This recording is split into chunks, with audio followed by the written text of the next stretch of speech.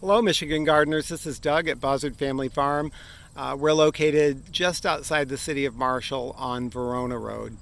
Here's a planting of babyface Phlox paniculata. I really like this phlox. It blooms a little later than some of the other paniculata phloxes like David and Laura.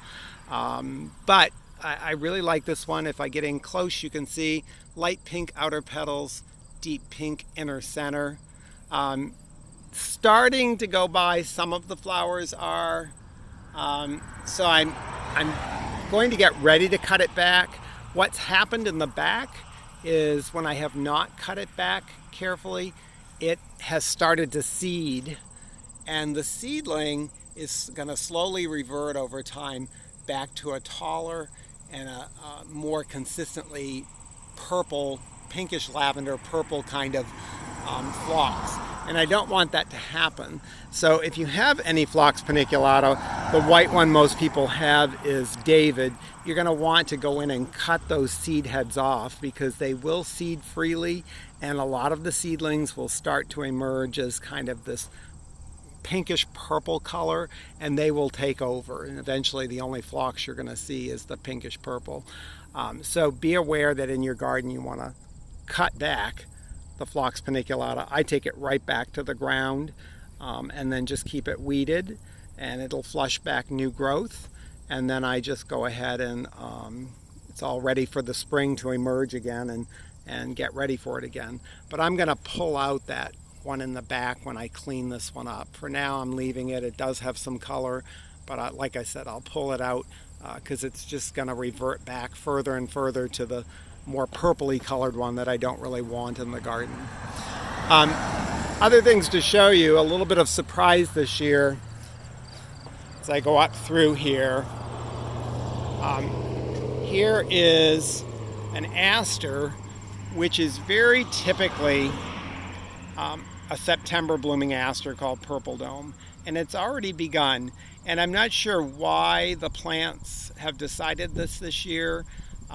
As I swing around, you can see that the mums are starting to color up, and this is early for our mums to color up. We usually typically get some color by Labor Day weekend, but we've already got color coming on the mums, and I've heard advertisements on TV for mums, so mums are coming on.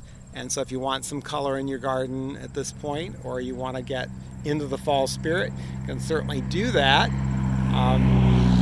But grasses are beginning to tassel a little early this year. I expect it has something to do with the early spring we had. It was a warmer spring.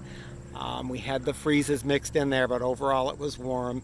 But it was very dry. Plants were stressed, and then we got all the rain middle of the summer. And then the plants just kind of went into full production mode and kind of skipped over part of the late summer and went right into fall. So if you are thinking about fall and you're looking around your garden, if you really want your grasses to shine, go in and clean up some of the old blooms that have gone by. Take that stuff out of the garden, and then you'll start to see that the grasses can really shine and your asters can shine.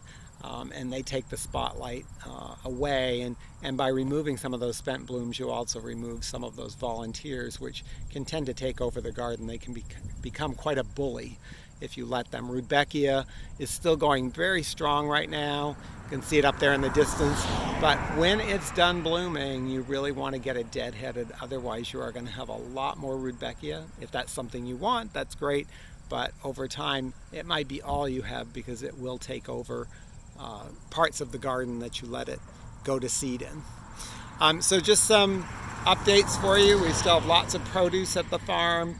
Sweet corn, cukes, zucchini, lots of tomatoes, a few melons. The melon crop was not our strongest crop this year. I have a feeling that has something to do with all the rains that we got at perhaps the wrong time for the melons. Onions were a big hit.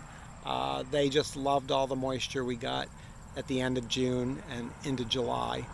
And the raspberries, the fall raspberries have begun, which again, it's a little early for them. They usually wait until more the latter part of August to really get going. but we're already seeing quite a few raspberries out there. So if anybody wants to U-pick, we do have U-pick raspberries available. Hope to see you at the farm, and take care. I'll see you on the next video.